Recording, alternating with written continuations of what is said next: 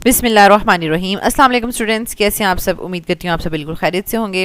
This is 12th biology PBA preparation series और इसमें हम जो है वो सेक्शन बी का लास्ट जो 6 एक्सपेरिमेंट है उसको डिस्कस करेंगे। स्टूडेंट्स, अब आप यहाँ पर देख सकते हैं कि सेक्शन बी में टोटल 6 मार्क्स का आपके पास क्वेश्चन आएगा। आपके पास 6 एक्सपेरिमेंट्स हैं, ठीक है। तो बेसिकली मैंने आपको बहुत स्टार्ट में भी जिन स्टूडेंट्स ने अगर वीडियोस वॉच करें कंटिन्यूसली स्टेप वाइज तो वहाँ पर भी मैंने आपको गाइड कर दिया था। और जैसे कि सारा का सारा मटेरियल easycam4u.com वेबसाइट पर है। यहाँ पर देखें, easycam4u.com वेबसाइट पे आप जाते हैं तो पीबीए प्रिपरेशन को आप क्लिक करते हैं, ठीक है। तो आपको यहाँ पर बायोलॉजी का सारा डाटा नज़र आता है, ठीक है। तो साथ साथ जो प्रैक्टिस टेस्ट सेक्शन ए के तो अपलोड हो रहे थे, ठीक है, लेकिन साथ साथ मैंने आपको यहाँ पर सेक्शन बी के लिए गाइडेंस तो बहुत पहले दे दी थी। लाइक मैंने आपको कहा था कि आप स्टूडेंट्स कह रहे थे कि सेक्शन बी अपलोड होगा या नहीं, तो मैंने उनसे कहा कि उसमें ज़्यादातर डायग्राम्स ही हैं और उनके फंक्शंस वगैरह जो हैं वो आपने मेमोराइज़ करने हैं, ठीक है। तो अब यह है कि कुछ स्टूडेंट्स के मैसेजेस आ रहे थे कि मतलब जो बिल्कुल लास्ट एक्सपेरिमेंट है ना, उसमें बहुत ज़्यादा लाइक डायग्राम्स हैं या कुछ भी, तो वो थोड़ा डिस्कस कर दें। तो वो मैं डिस्कस करके आपको बता देती हूँ कि सवाल किस तरह के आ सकते हैं प्रैक्टिस टेस्ट में, किस तरह के क्वेश्चंस हैं। उसी तरीके से रिलेटेड आपने फिर बाकी भी चीज़ें प्रिपेयर करनी है इस एक्सपेरिमेंट में से, ठीक है। तो चलें स्टूडेंट, स्टार्ट करते हैं। रब्बिश्रह ली सदरी वयस्सिर ली अमरी वाहलुल उक़दतम मिन लिसानी यफ़क़हू क़ौली। ऐ मेरे रब, मेरे लिए मेरा सीना कुशादा फरमा दे और मेरा काम आसान कर दे और मेरी ज़ुबान की गिरह खोल दे ताकि वो मेरी बात समझ सकें। आमीन। अल्लाहुम्मा अन्फ़अनी बिमा अल्लमतनी वअल्लिमनी मा यनफ़अनी वज़िदनी इल्मा। ए अल्लाह, मुझे फ़ायदा दे उसके साथ जो तूने मुझे सिखाया है और मुझे सिखा जो मेरे लिए फ़ायदा मंद है और मेरे इल्म में इजाफ़ा फरमा। आमीन। तो स्टूडेंट्स, हमारे पास यहाँ पर है एक्सपेरिमेंट नंबर 6 सेक्शन बी का, ठीक है। Identification of the different stages in chick development through observation of prepared slides. अब तो वैसे आपको कौन सा मतलब स्लाइड्स दिखाएंगे, लेकिन यह है कि डायग्राम बनी हुई होगी तो उससे आपने करना होगा।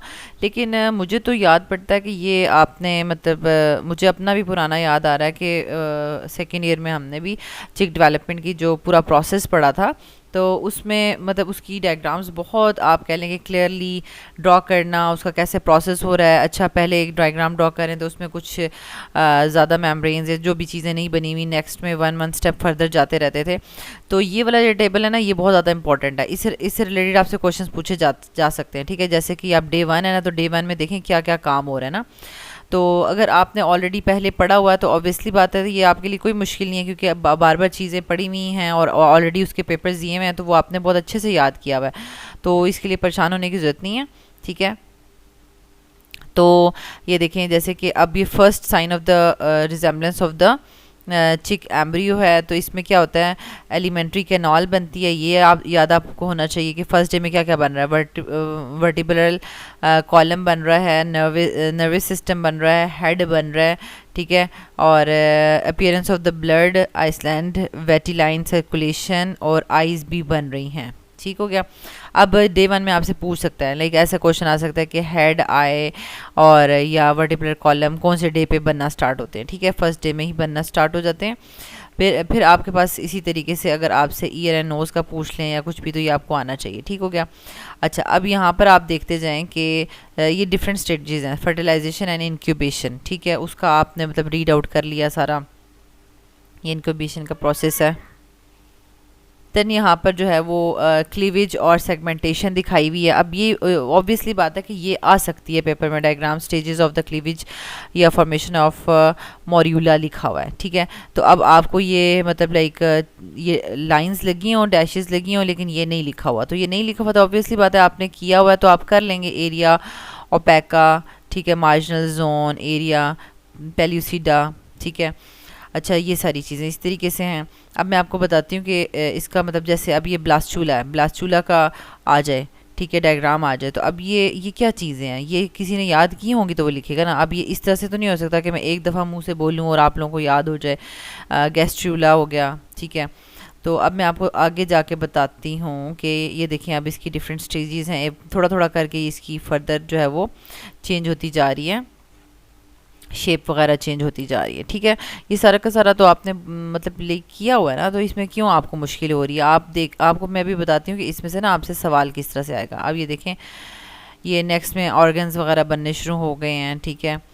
अब ये जैसे आई है, ये बीक है, ठीक है, हाइंड लिम्ब है, फोर लिम्ब है, तो ये सारा का सारा आपको नज़र आ रहा है, ठीक है। अच्छा, अब कुछ चीज़ें हैं चिक एम्ब्रियो 24 आवर्स। अब मतलब आपको हो सकता है यही वाली डायग्राम दे दी जाए और इसमें से कुछ 3-4 लेबल करके दे दिया जाए, जैसे यहाँ पर ये लेबल करके दे दिया जाए, ठीक है। जैसे कि मैं अब यहाँ पर आपको बताती हूँ, जैसे ये लेबल हुआ हो, क्या है ये, ठीक है, और आपको बताया जाएगा कि ये लाइक चिक एम्ब्रियो डायग्राम है 24 आवर्स वाली, ठीक है, तो ये बताया जाएगा। तो मतलब आपको यूँ लाइन लगी हुई, तो अब आपने ये पढ़ा होगा, याद किया होगा, तो पता होगा ना कि ये है प्रिमिटिव स्ट्रीक है ये, ठीक है।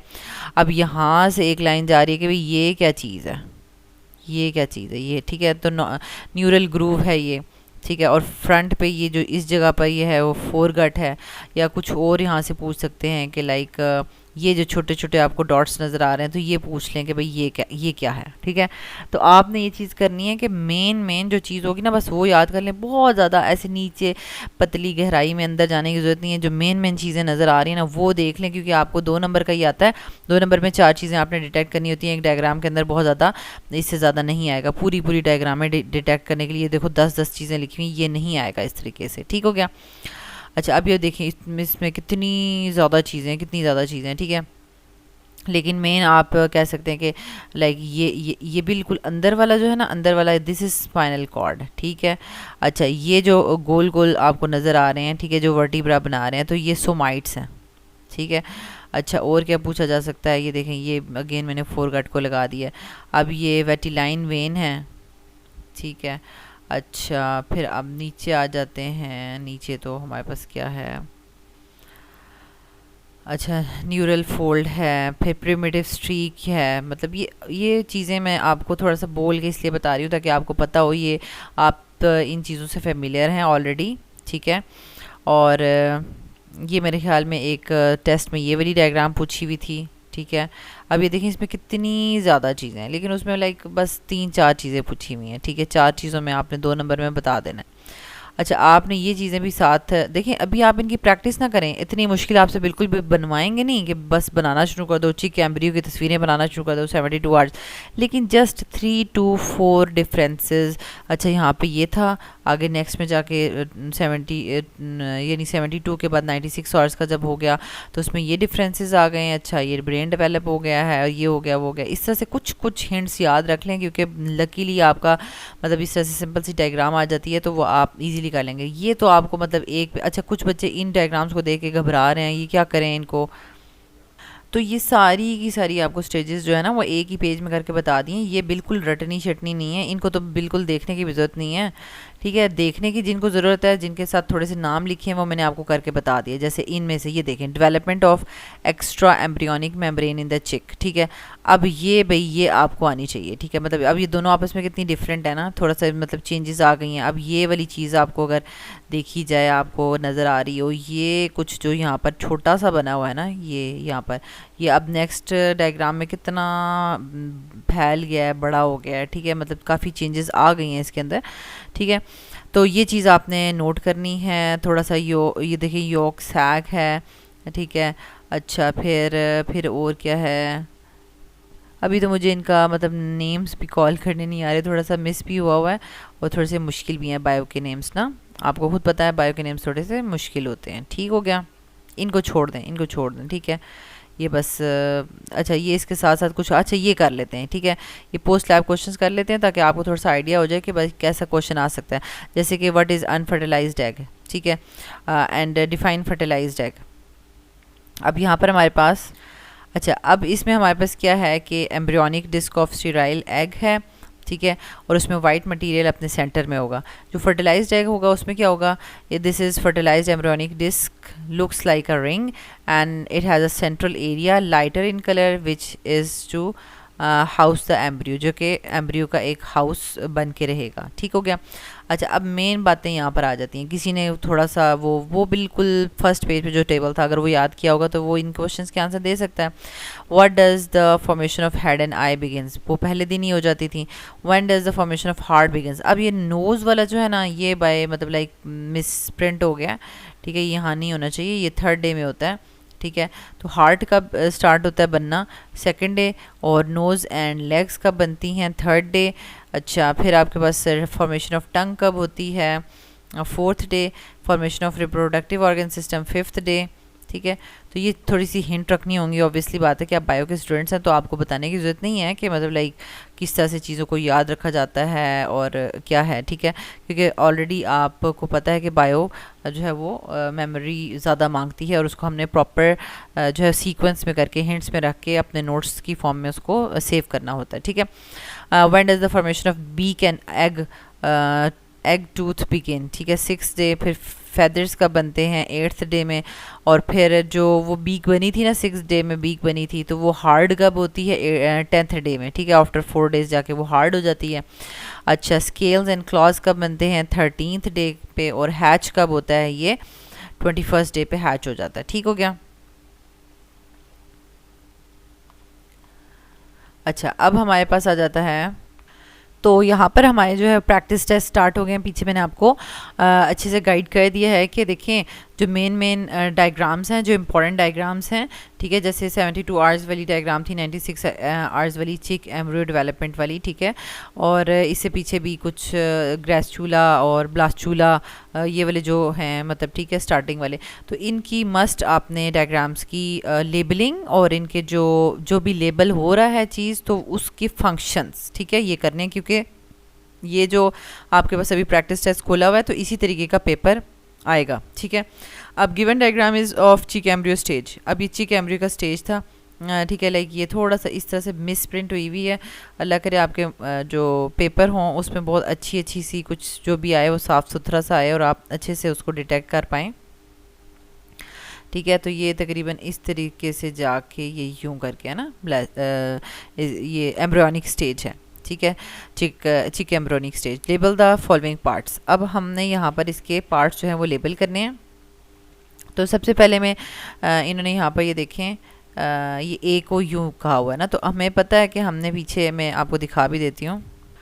तो ये जो दो है ना, एक तो 3 डायमेंशनल व्यू जो है इसका, और एक ये इससे मिलता जुलता है, मतलब ये जो हमें डायग्राम पेपर में दी गई है जो इससे मिलती जुलती है। अब यहाँ पर देखें, ये बेसिकली यहाँ पर जो लाइन शो हो रही है दरमियान में, ठीक है, दिस इज़ प्रिमिटिव गट, ठीक है, ठीक हो गया। यानी यहाँ पर जो ए शो हो रहा है ना आपको, ए, इसको थोड़ा सा ऐसे कर देते हैं, ठीक है। तो जो हमारे पास ए शो हो रहा है ये वाला, ठीक है, तो ये हमारे पास प्रिमिटिव गट को शो कर रहा है, ठीक है। यहाँ पर ये ग्रूव सा थोड़ा सा बना हुआ है। फर्स्ट वन इज प्रिमिटिव गट नहीं, प्रिमिटिव स्ट्रीक, ठीक है, प्रिमिटिव स्ट्रीक। एंड बी जो है वो क्या चीज़ शो कर रहा है, ठीक है, बी देखें आप क्या किस चीज़ को शो कर रहा है, ये तो थोड़ी क्लियर नहीं है, तो हम देख लेते हैं कि हमारे पास बी में क्या है। बी पूछा है कि सी पूछा है? ए, सी और ई पूछा है, सॉरी बी नहीं पूछा, ए, सी और ई, ठीक है। ए हमारे पास प्रिमिटिव स्ट्रीक, और फिर सी। अब सी में जो थोड़ा सा ना इस तरह से लेबल हुआ हुआ है, इस तरह से, ठीक है। तो यहाँ पर हमारे पास बिल्कुल आउटर में जो है ना वो एंडोडर्म है, फिर बीच में मेसोडर्म है, और बिल्कुल ऊपर जो है ना इधर एक्टोडर्म है, ठीक है। तो बिल्कुल नीचे जो है वो एंडोडर्म शो हो रही है, ठीक है। इट मीन्स कि हमारे पास जो सी जो शो हो रही है ना वो एक्टोडर्म है, ठीक हो गया। सॉरी एक्टो नहीं, एंडोडर्म है, एंडोडर्म है। और ई उसके बाद हमने बताना है ई, ठीक है। तो ई हमारे पास क्या आ रहा है, हम उस डायग्राम में देखें, ई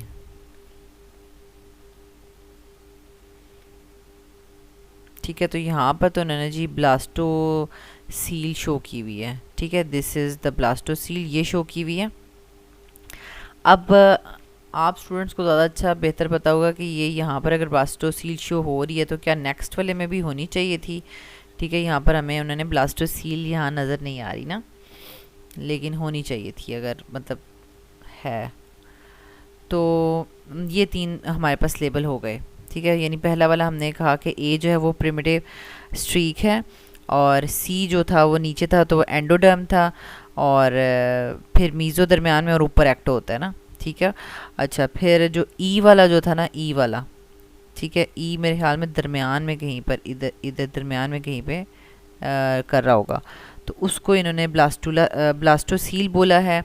और ये पूरा का पूरा स्ट्रक्चर, ठीक है, एम्ब्रियोनिक स्टेज का कौन सा स्ट्रक्चर है, तो ये गैस्ट्रूला का है। तो जैसे मैंने आपसे कहा, गैस्ट्रूला और ब्लास्टूला, ठीक है, इनकी डायग्राम्स बहुत ज़्यादा इंपॉर्टेंट है, ये पेपर में आ सकती हैं। 2 नंबर की 4 चीज़ें बस आपने इनमें से मेन जो चीज़ें हैं वो लेबल करनी होंगी। अच्छा, अब इनमें देखें, अब उन्होंने बोला कि पार्ट बी का नेम भी बता दें और उसका फंक्शन भी बता दें, और डी का नेम और उसका फंक्शन भी बता दें, ठीक है। और बी और डी जो वहाँ पर ऊपर नहीं पूछे हुए थे ना, बी और डी, ठीक है।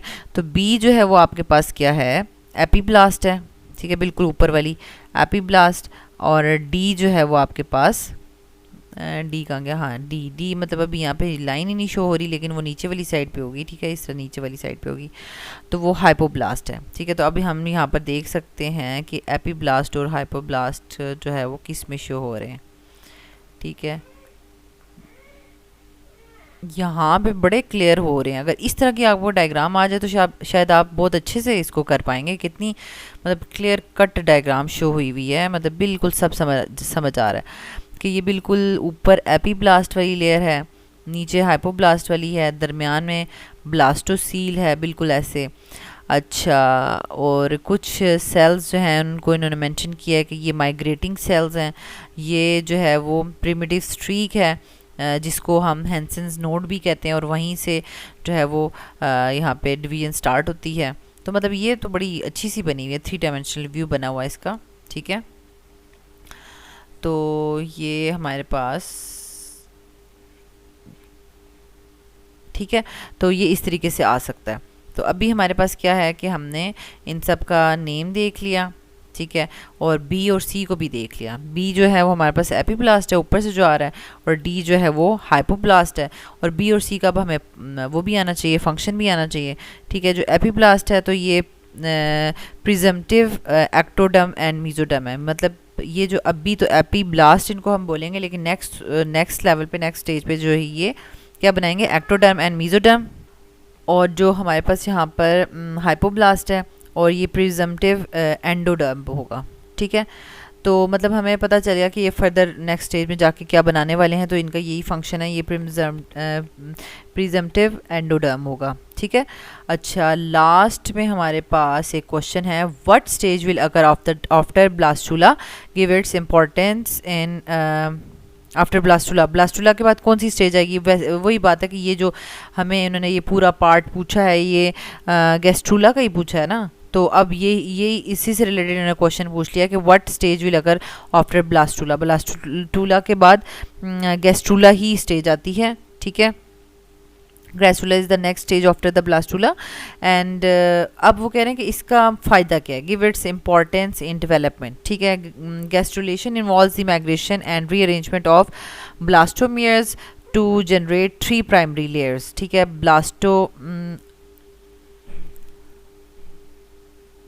ब्लास्टोमा सेल्स जो होते हैं वो माइग्रेट करते हैं और 3 टाइप्स के प्राइमरी जर्म सेल्स बनाते हैं, एक्टोडर्म, एंडोडर्म एंड मीजोडर्म, ठीक है। तो ये इनका जो है वो फ़ायदा था। And this is the answer of the first test, ठीक है। ये प्रैक्टिस टेस्ट के आंसर्स थे। ये नेक्स्ट प्रैक्टिस टेस्ट है, अब इसकी डायग्राम आप देख लें, ठीक है। गिवन डायग्राम इज़ ऑफ चिक एम्ब्रियो 48 आवर्स। अब जहाँ पे आपके पास कुछ इस तरह की डायग्राम्स बनी है, 48 आवर्स वाली, 96 आवर्स वाली, 72 आवर्स वाली, तो वो तो उसमें तो मेन चीज़ें तो बंदा कर ही लेना, मतलब बहुत छोटी छोटी नहीं करें, लेकिन मेन तो कर लें। देखिए इस प्रैक्टिस टेस्ट से भी आपको पता चल रहा है कि बहुत अंदर से बारीकी से नहीं पूछी हुई, बस मेन बात पूछी हुई। जैसे कि अब यहाँ पर हम देख लेते हैं, ठीक है, ABCD। अब ए तो सीधा आँख पे जा रहा है, ठीक है, इसका मतलब है कि ये क्या है, हमारे पास ऑप्टिक नर्व है, ठीक है, ऑप्टिक वेजल्स विद लेंस, ठीक हो गया। और बी जो है, बी का भी यहाँ पे बिल्कुल लाइन शो नहीं हो रही, लेकिन बी यहाँ पर इन्होंने ब्रेन का बताया हुआ कि इधर आँख के पास कहीं इसका सर जो है, सर पे इसके ब्रेन है। और सी जो है वो इसका ये जो नज़र आ रहा है आपको एलोंगेट, मतलब ऐसे एलोंगेट हुआ है, ये हार्ट है, ठीक हो गया।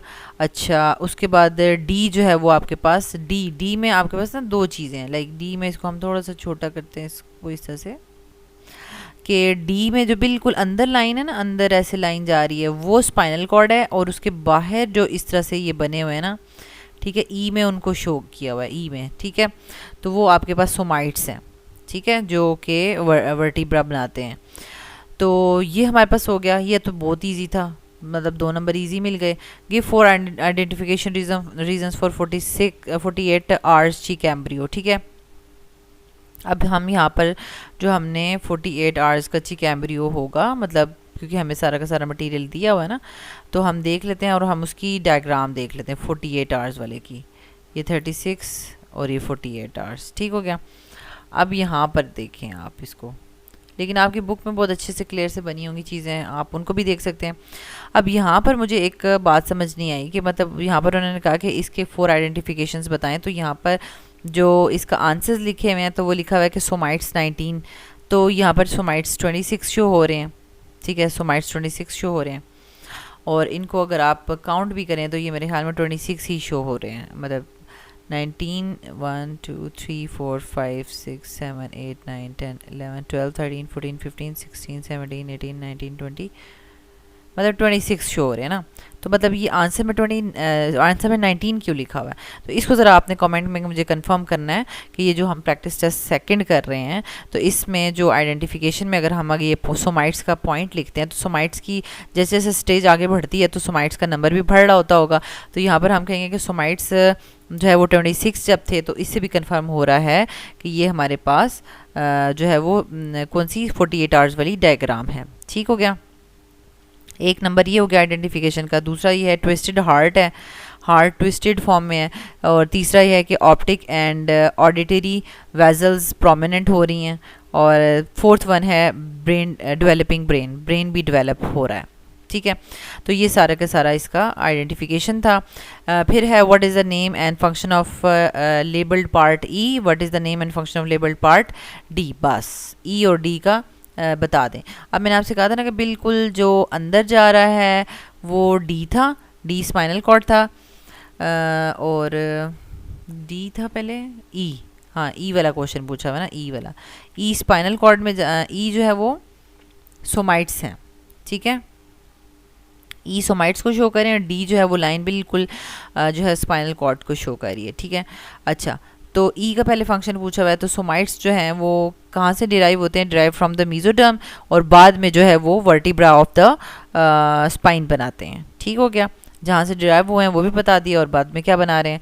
और जो डी है, डी का भी फंक्शन उन्होंने पूछा है, डी जो है बेसिकली स्पाइनल कॉर्ड है, part of the nervous system, and it will give rise to the spinal nerves and to control the various parts of the body, ठीक हो गया।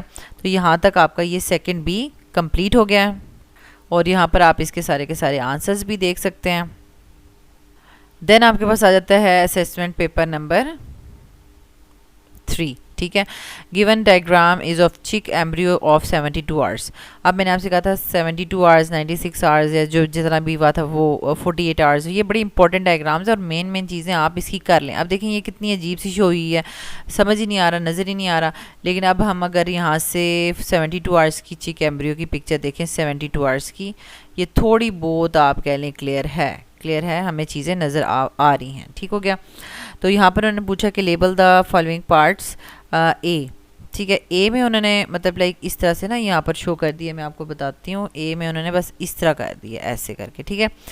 और इसको हमने ब्रेन लिख दिया। अब आपने मुझे कमेंट में बताना है क्या ये चीज़ें ऑप्टिक, ये वो सारी ये चीज़ें मिला के इनको हम ब्रेन लिख सकते हैं, ठीक है। क्योंकि वहाँ पर ना इस तरह से हुआ हुआ है कि ये और ये जो चीज़ें ना, इनको इन्होंने अंडरलाइन कर दी। ये वाली मिटा देते हैं, ठीक है।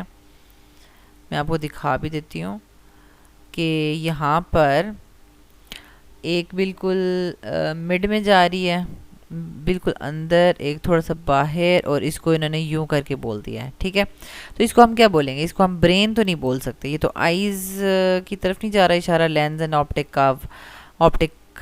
का, ठीक है। तो इसको आपने मुझे कंफर्म करना है, क्योंकि मुझे लग रहा है कि इसमें थोड़ी सी लाइक मिस्टेक ना हो। अच्छा, फिर बी जो है वो हार्ट को बता रहा था, मतलब ये हमारे पास ये जो है ना, ये हार्ट है, पिछले वाले में भी हमने 48 आवर्स वाले में इस एलोंगेटेड सी जो ऑर्गन था उसको हमने हार्ट ही कहा था, ट्विस्टेड हार्ट। तो वेंट्रिकल, क्योंकि हार्ट में से ही वेंट्रिकल निकलती है ना, तो मतलब शायद इस वजह से उन्होंने वेंट्रिकल इसको लिखा हुआ है, लेकिन ये हार्ट ही है जिसको मेंशन किया हुआ है।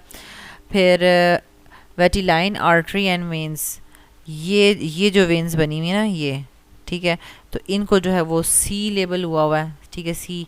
तो वेटिलाइन आर्टरी एंड वेटिलाइन वेंस हैं ये। और डी जो है वो हमारे पास लाइक ये जो पार्ट है ना अलग से, इसको बताया हुआ है कि तो इसको ऑडिटरी वेजल्स भी कहते हैं और इसको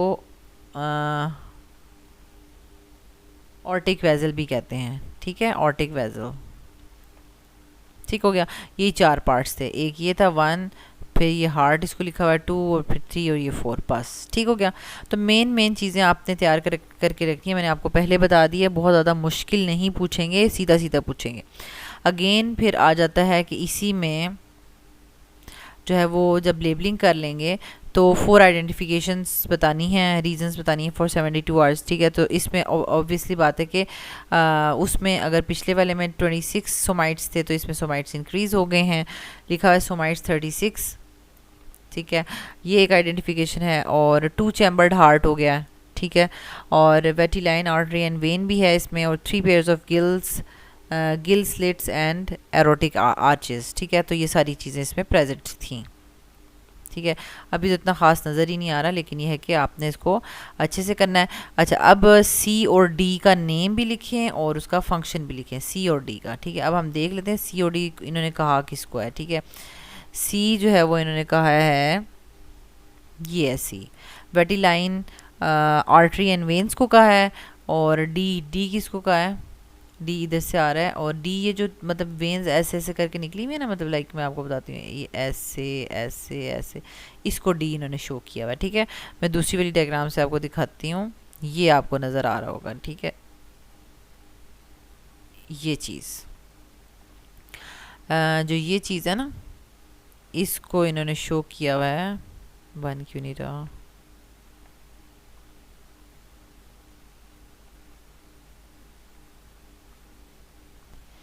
अच्छा, तो इस चीज़ को इन्होंने ये पूछा हुआ कि ये डी क्या है, तो ऑर्टिक आर्च है ये, ठीक हो क्या। अच्छा, अब हमारे पास, अच्छा यहाँ पर एक चीज़ नोट कर लें, ये तो बहुत आप कह लें कि मिस प्रिंट है, कुछ समझ नहीं आ रहा, लेकिन पेपर में ऐसा नहीं होगा।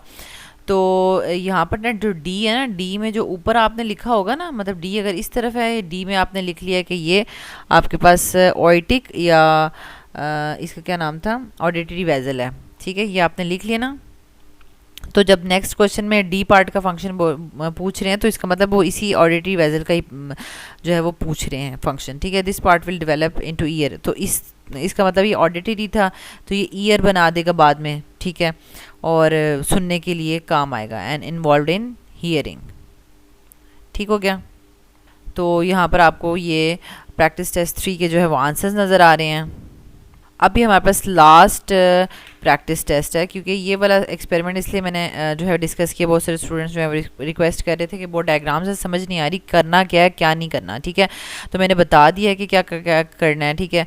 तो और डायग्राम वो किस तरह से आ रहा है, पेपर कैसा आएगा, ठीक है। लेबल द फॉलोइंग पार्ट्स, ये chick embryo in egg shell, यानी एग शेल है, उसके अंदर चिक एम्ब्रियो है, ठीक है, उसका बताया हुआ है। लेकिन ये वाली डायग्राम मैं हैरान हूँ, मतलब ये ऐसा क्यों बनाया हुआ है, क्योंकि देखिए स्टूडेंट्स को तो नहीं पता होता, लेकिन टीचर्स तो एक्सपर्ट्स होते हैं, उनको जब ये बुक्स वगैरह बनानी चाहिए तो सारी चीज़ें आपस में रिलेट तो कर सकें, ठीक है। जैसे कि अब ये है, अब ये मुझे पीछे कहीं भी मतलब उस तरह से नज़र नहीं आ रही है वाली डायग्राम के, मतलब किधर होगी, ठीक है। अभी हम इसको थोड़ा सा ढूंढते हैं कि पीछे जो हमें दिया हुआ है, अब इसमें से हम इसको किस में करेंगे, ठीक है।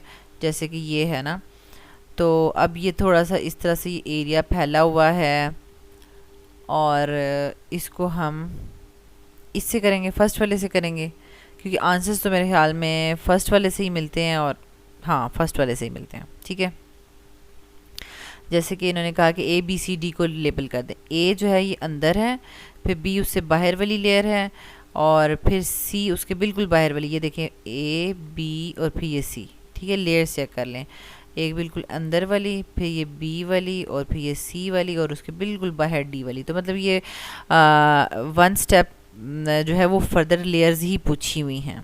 ठीक हो गया, ये फर्दर लेयर्स ही पूछी हुई हैं। और अब हम यहाँ पर देख लेते हैं। अब डी उन्होंने मेंशन किया हुआ है यॉर्क सैक। ठीक है, अब यॉर्क सैक किसको मेंशन किया हुआ है इन्होंने? इधर तो ये यहाँ पर शो कर रहे हैं यॉर्क सैक। ठीक है, इसमें क्यों नहीं शो कर रहे? क्योंकि इस वाली डायग्राम में ए पे जो है एमनियन, दूसरे में एलेंटॉस और तीसरे में जो है वो कोरियन। ठीक है, कोरियन, और फिर फोर्थ में यॉर्क सैक जो है वो डिस्कवर हो रहा है। तब यॉर्क सैक जो है वो डी। अब हम देख लेते हैं कि ये एमनियन, ये अंदर वाली एमनियन थी, फिर बाय ये एलेंटॉस है, और फिर ये थर्ड वन कोरियन है, और ये बायर वाला बिल्कुल जो है वो यॉर्क सैक है। ठीक है, तो लेकिन वही बात है कि ये अल्लाह करे वो आपकी बुक से या आपका जो आपने अच्छा तैयार किया है उसमें से कोई आ जाए, क्योंकि ये बड़ी ही लाइक डायग्राम्स का कुछ समझ नहीं लग रहा, एम्बिग्युइटी सी आ रही है इनमें। ठीक है, आपस में मैच भी नहीं कर रही। ठीक है, और प्रॉपर ये पता भी नहीं है कि कौन से स्टेज की इस तरह से कुछ बनाया हुआ है ये। ठीक है, फिर what is the name and function of label part A का और बी का जो है वो बता दें।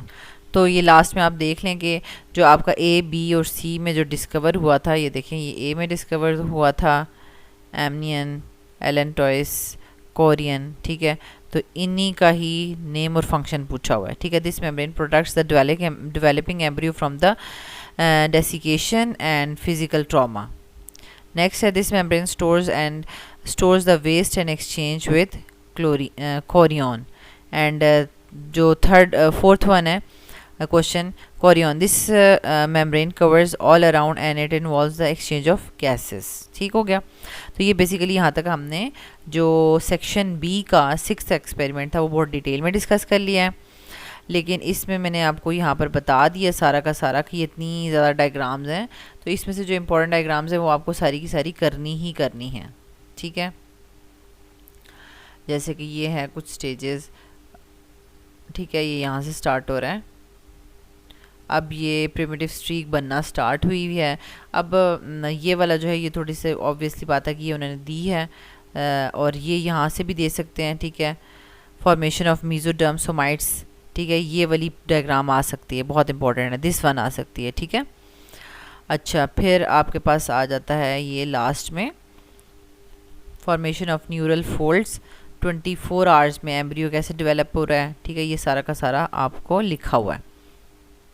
तो स्टूडेंट्स 6th वन वाला जो है वो हमने बहुत डिटेल में डिस्कस कर लिया है, और बाकी का भी अब टाइम इतना नहीं है, टाइम बहुत ज़्यादा हो गया। तो आपने ये जो है identification of different parts of the respiratory and reproductive system of the dissected frog, ठीक है, इसका करना है। शीप के लंग्स की डायग्राम करनी है। फिर आपके पास ये जो pelvic girdles and pectoral girdles arm है, इनका मस्ट आ सकता है, ये बहुत इंपॉर्टेंट है, इनकी डायग्राम्स आपको ज़रूर आनी चाहिए। फिर आपके पास आ जाता है examination of the prepared slides of the histology of the ovaries and drawing its structure. And फिर आपके पास आ जाता है कि ग्रुप ऑफ वर्टिब्रेट्स की identification through diagrams of different blastula.